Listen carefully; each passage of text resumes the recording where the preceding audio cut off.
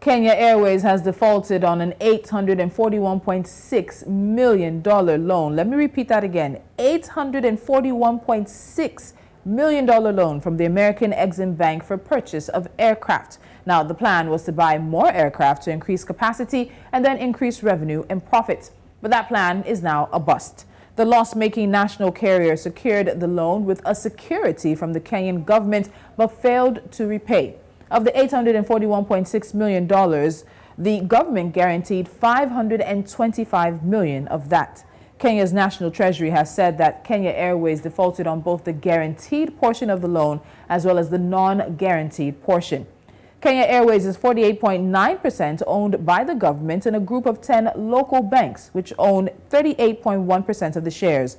Other shareholders include KLM Royal Dutch Airline with 7.8%, employees with 2.4%, and other shareholders with 2.8%. Joining me from Lilongwe, Malawi is Sheon Mendis. He is an aviation consultant. Sheon, welcome again to Business Edge. Thank you for joining me. Thank you for having me. So when we look at this loan from the American Exim Bank, which was meant to purchase 7 aircraft and 1 engine, it looks like a good plan. You have good routes, you have good customers, expand your capacity, make more money, but obviously things have not played out like that. So what has gone wrong for KQ?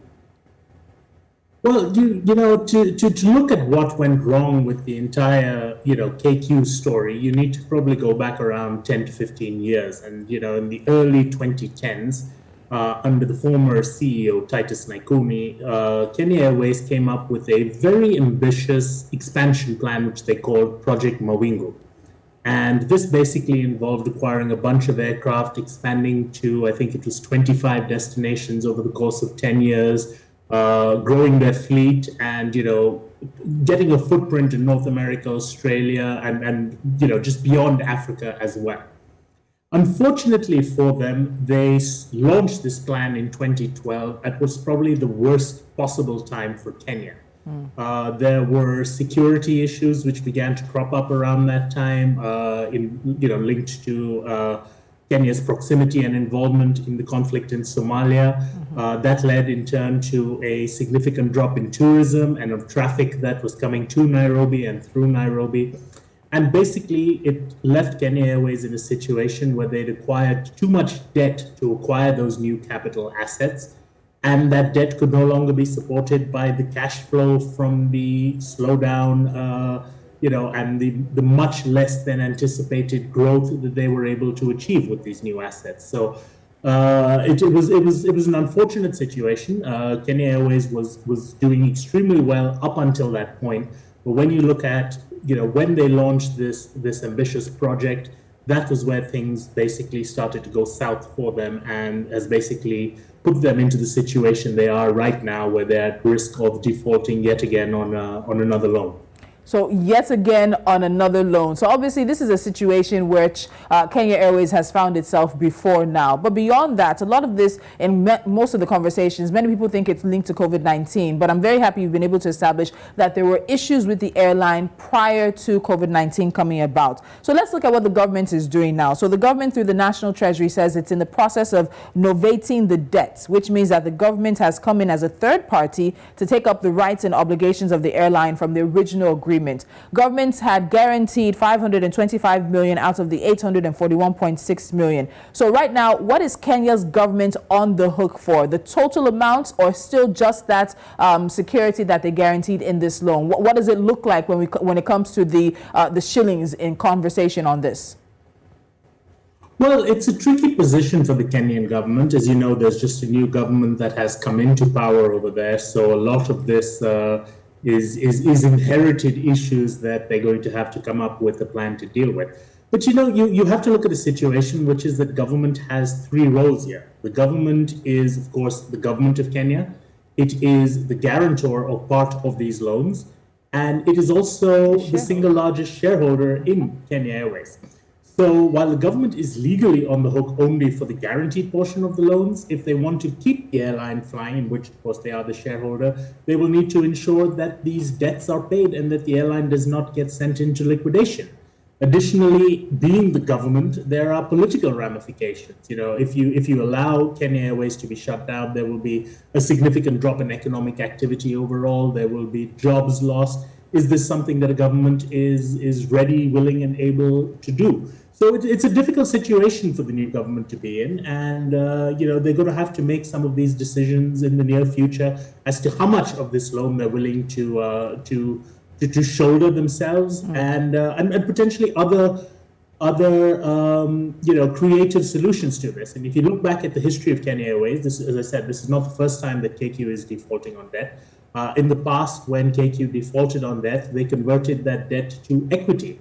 And a number of Kenyan banks wound up holding around 30% of the airline because loans that they had made to Kenya Airways were instead converted into equity in the airline, and the existing shareholders were diluted. So that may be an option again if the government is ready to take on some of the loan, which they are not obligated to. They could do that in terms of a sort of a nationalization where they convert that debt into equity as well. So the options are there. The question is, where does this new government want to go with these various options? And I think that is the $800 million question. And I like the fact, because I was going to ask about these options, and given the fact that William Ruto just became president, and he has said he's going to deal with Kenya's debts, and we've seen Kenya's debts being one of those that's been flagged because it could put the country into distress. When you look at them taking on a $525 million debt, it becomes a very tricky conversation to have. But beyond that, we know that KQ has been surviving on state bailouts before. There was the bailout of 9.8 billion Kenyan shillings in September. That was just a month or so ago. Then there was 11.48 billion last year as well. So this situation is one that many would say they've been able to predict. But let's talk about the restructuring. Because of the state of Kenya Airways, the government has been pushing for restructuring. And under the plan, the airline is required to reduce its network, operate a smaller fleet, possibly reduce its workforce further as well. And there are conditions for it in order for the government to help. Has Kenya Airways been able to make any progress with restructuring? Well, you know what? Kenya Airways problems, as I mentioned, are over a decade old. They have lost money every year for the last 10 years. So effectively, they've been surviving on government bailouts, either in cash bailouts or in restructurings or similar for a decade or more.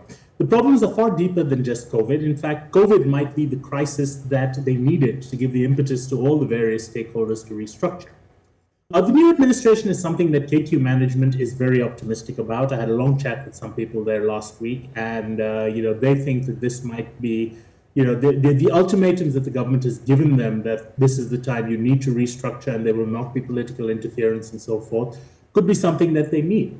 Over the last few years, KQ has already renegotiated, I'd say, if not all, at least a vast majority of their aircraft leases, the ones they've been unable to renegotiate with the lessors. They've cut loose to reduce their fleet as needed.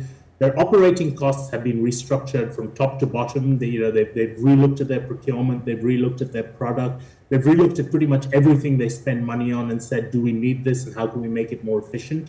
The revenue flows have been restructured. They've looked in terms of key partnerships rather than having to do everything else themselves. They've expanded their membership in the SkyTeam program by being more active there. They've got a new strategic partnership with South African Airways, which gives them better access to the Southern African market than they could do on their own.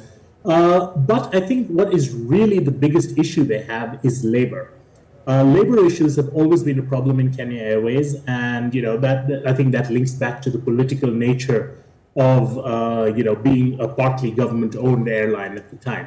And they're currently in the middle of a major dispute with their pilots. The pilots are threatening to strike, and there seems to be a bit of an impasse there, where both sides are unwilling to back down on their positions. Where Kenya Airways maintains that they simply cannot afford to maintain the current levels of the pilots' provident fund, while the pilots are unwilling to even negotiate the possible reduction or elimination of that benefit to them.